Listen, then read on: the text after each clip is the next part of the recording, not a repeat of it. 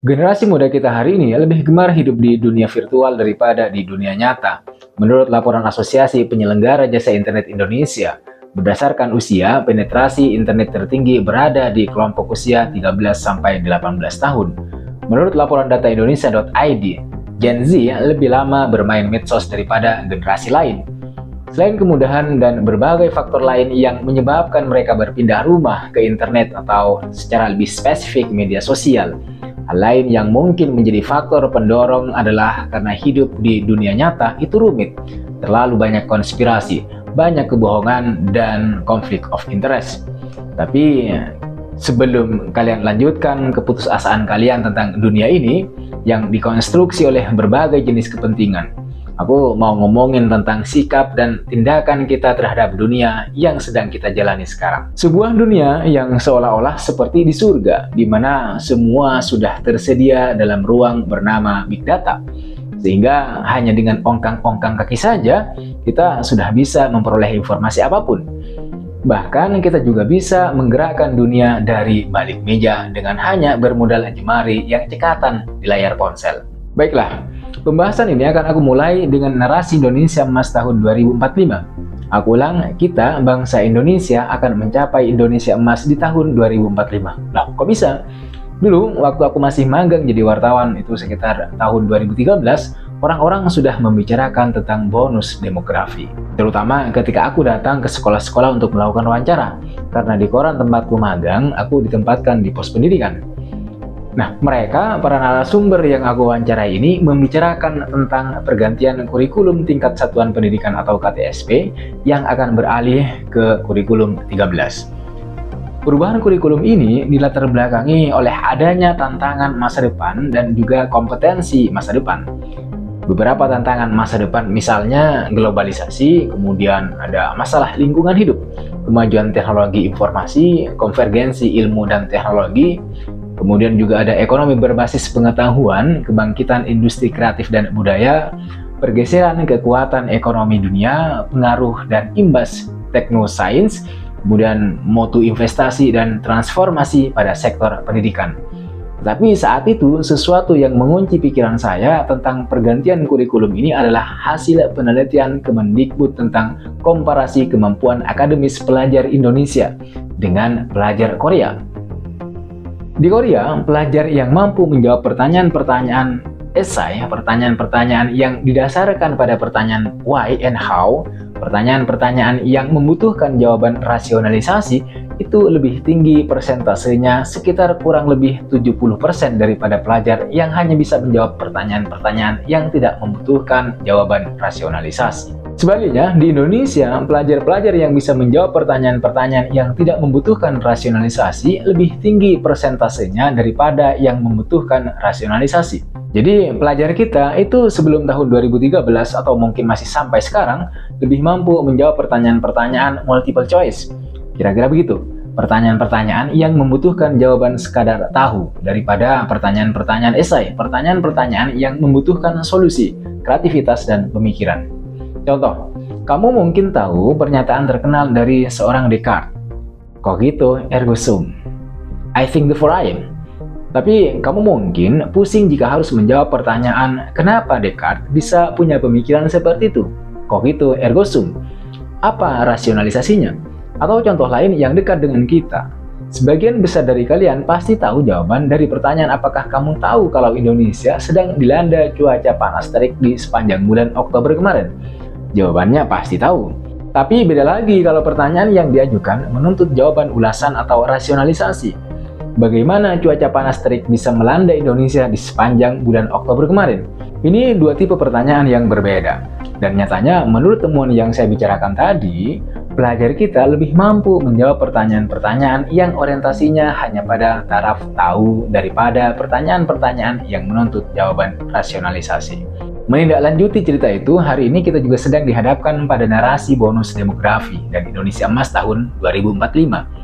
Dalam sebuah laporan yang dirilis oleh Databox Katadata, di era bonus demografi ini, 69% penduduk Indonesia masuk kategori usia produktif pada Juni 2022. Bonus demografi atau yang lebih dikenal dengan dividen demografi di dunia internasional adalah akselerasi pertumbuhan ekonomi yang dimulai dengan perubahan struktur usia populasi. Dari angka kelahiran dan kematian yang tinggi ke angka yang lebih rendah. Sederhananya, bonus demografi adalah keadaan ketika jumlah penduduk usia kerja, yaitu 15 hingga 64 tahun, lebih besar dibandingkan penduduk non-usia kerja, yaitu mereka yang berusia 14 tahun ke bawah dan 65 tahun ke atas. Nah, di tahun 2022 kemarin, terutama per Juni 2022, dari total populasi 275,36 juta jiwa, diantaranya masuk kategori usia produktif. Jika bonus demografi ini dapat dikelola dengan baik oleh pemerintah, kondisi ini akan menjadi modal penting untuk membangun Indonesia emas tahun 2045. Tapi jika tidak, bonus demografi ini malah akan menjadi bencana. Pertanyaannya sekarang adalah, apakah optimalisasi bonus demografi akan menjadi pendorong tercapainya pertumbuhan ekonomi yang maksimum, terutama untuk mencapai Indonesia emas tahun 2045? Ilustrasinya begini. Kondisi Indonesia di tahun 2010 hampir sama dengan kondisi Jepang di tahun 1950 dengan perbandingan usia 0-14 tahun di Jepang 35%, sedangkan di Indonesia 27%. Usia 15-64 tahun di Jepang 59%, sedangkan di Indonesia 67%. Dan usia lebih dari 65 tahun di Jepang dan di Indonesia sama-sama 6%. Apa yang terjadi dengan Jepang pada saat itu? Tatkala bonus demografi berakhir pada tahun 1970, Jepang tumbuh menjadi negara dengan kekuatan ekonomi terbesar ketiga di dunia, yaitu setelah Amerika Serikat dan Uni Soviet. Ketika bonus demografi Jepang berakhir pada tahun 1970, Jepang mencapai PDB 17.475. Singapura, negara tetangga, ketika bonus demografi di negara tersebut berakhir pada tahun 1991, Singapura mencapai PDB 16.298. Atau Hong Kong, ketika bonus demografi berakhir di Hong Kong pada tahun 1982, Hong Kong mencapai PDB 12.855. Hal yang sama juga terjadi di Korea. Ketika bonus demografi di Korea berakhir pada tahun 2000, Korea mampu mencapai PDB 11.347. Ini ilustrasi bahwa di banyak negara, bonus demografi bisa menjadi berkah apabila dimanfaatkan dengan baik. Lalu bagaimana dengan Indonesia?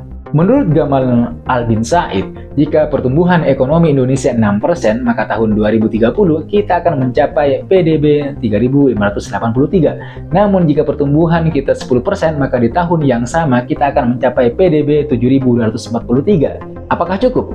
Tentu saja tidak. Angka itu masih jauh dari angka PDB negara maju. United States Trade Representative menyebutkan negara maju memiliki PDB per kapita sebesar 12.375 US dollar dan rata-rata PDB per kapita negara maju di dunia mencapai 47.970 US dollar. Ini menurut sebuah laporan yang dinaikkan tahun 2020. Kabar baiknya di tahun 2023, PDB Indonesia mencapai 4.783,9 US dollar. Jadi PDB Indonesia masih jauh dari PDB negara maju di dunia yang mencapai 49.470 US dollar. Apa yang akan aku sampaikan selanjutnya bukan bagaimana kita harus mengoptimalkan bonus demografi. Itu urusan pemerintah. Yang mau aku omongkan adalah bagaimana sikap kita pada realitas ini. Apa saja yang perlu dilakukan untuk menjadi generasi yang mampu berdaya saing agar bonus demografi ini tidak sia-sia dan oleh sebab itu akan berakhir dengan akhir yang baik. Nanti di akhir bonus demografi yang oleh BPS diprediksi akan berakhir di rentang tahun 2025 hingga 2030. Ini bukan tips yang sengaja saya bikin untuk mendukung program pemerintah, bukan. Ini adalah tanggapan dan saran untuk kita semua tentang bagaimana harus bertindak di era bonus demografi. Apa yang perlu kita persiapkan dan lakukan di era di mana segala hal, segala sesuatu sudah tersedia di sebuah sistem besar virtual bernama Big Data. Di era Big Data, ketika semua sudah serba digital dan nyaman, yang notabene juga telah diikuti oleh berbagai penyakit psikologis, illness, mental health, dan sebagainya. Yang dibutuhkan hari ini adalah generasi yang memiliki kepekaan kemanusiaan atau humanisme, generasi yang memiliki imajinasi, generasi yang gigih, generasi yang tidak hancur atau melempem hanya dengan diterpa angin, Generasi yang tetap kuat dan terus berjuang meski tubuh dan pikiran terkoyak oleh kerasnya kehidupan. Oleh sebab itu, untuk menjawab tantangan bonus demografi secara mendasar yang diperlukan bukan hanya mereka yang bagus secara intelektual, lulus dengan IPK bagus, tapi mereka yang secara umum memenuhi 4 kategori ini, yaitu pribadi yang unggul atau personal excellent, pribadi yang memiliki interpersonal capital, pribadi yang profesional berkualitas dan kompeten, dan pribadi yang berkarakter pemimpin yang transformatif dan komunikatif. Pertanyaan selanjutnya adalah, untuk memiliki 4 kategori tersebut, itu gimana caranya? Nah, ini yang mau aku omongkan ke kalian. Kualitas kamu itu dibangun dari 3 kualitas yang bekerja secara simultan atau bersama-sama. Pertama, kualitas kalian itu adalah bagaimana kualitas pikiran kalian, kemampuan untuk mengorganisasi seluruh unsur yang ada di lingkungan kalian dengan mendayagunakan informasi yang tersedia. Kemampuan untuk mengumpulkan informasi, mengolah dan kemudian memproduksinya kembali dalam bentuk yang kalian inginkan. Kalau kamu mendayagunakan pikiran kamu akan memiliki kemampuan untuk menggambarkan sesuatu dalam bentuk yang abstrak, konseptual, dan ini kemudian memberi kamu kemampuan dalam mengambil sebuah keputusan. Kemampuan berpikir ini bisa disebut juga dengan kecerdasan intelektual, mempertajam kualitas pikiran dengan cara belajar dan menginternalisasi berbagai bentuk informasi dan pengetahuan, dan kemudian mengorganisasi berbagai jenis pengetahuan tersebut seperti yang kalian inginkan. Yang kedua, kualitas hati, quality of your heart. Kecerdasan spiritual atau kecerdasan ruhania. Ini berkaitan dengan tanggung jawab yang didasarkan pada kecintaan kepada Allah, Tuhan yang menciptakan. Kualitas hati ini atau quality of your heart berkaitan dengan moralitas, berkaitan dengan bagaimana kamu harus bersikap. Dalam hal ini, kualitas moral seseorang itu salah satunya pasti bersumber dari keyakinan yang mantap kepada Tuhan yang menciptakan. Kecerdasan emosional berperan penting dalam mengenali emosi yang kamu rasakan. Kamu akan memiliki perasaan empati dan peka terhadap lingkungan sekitar. Kamu akan menjadi pendengar yang baik, memahami perasaan dan mengusahakan untuk membantu orang lain. Kalau kamu memiliki kecerdasan emosional yang baik, kamu akan mudah mengatasi permasalahan sosial yang ada di lingkungan kalian. Kamu juga akan memiliki kesehatan mental yang stabil. Yang berikutnya adalah kualitas kamu itu bukan hanya dibangun dari kualitas pikiran dan kualitas hati, tapi juga dibangun dari pondasi yang ketiga, yaitu keterampilan. Sekarang, dunia pragmatis, dunia yang kita tinggali, menginginkan setiap manusia memiliki keterampilan yang bisa dijual, keterampilan yang sesuai dengan pasar. Artinya, kamu juga harus mampu berdaya saing untuk merebut gelanggang kompetisi dengan menjadi pelaku dari kreativitas dan inovasi. Bukan hanya menjadi penonton dan penikmat, lalu kemudian berbusa-busa memberikan komentar dan penilaian. Kamu harus turun ke gelanggang untuk membuktikan apa yang bisa kamu berikan, apa yang bisa kamu kontribusikan untuk membangun dunia, untuk membangun Indonesia Emas tahun 2045, untuk membuktikan bahwa kamu tidak omong doang, untuk membuktikan bahwa kehadiranmu adalah untuk memberikan solusi, bukan untuk menambah runyam masalah. Jika 3 kualitas itu kamu miliki, kualitas pikiran, kepekaan sosial, dan spiritual, serta yang ketiga, keterampilan, maka hampir dipastikan kamu akan menjadi sosok pribadi yang unggul, pribadi yang diharapkan akan membawa bangsa ini ke kemajuan yang diinginkan. Apakah itu di tahun 2030 atau di tahun 2045? Akhir kata, semoga ini bermanfaat. Sampai jumpa di video berikutnya.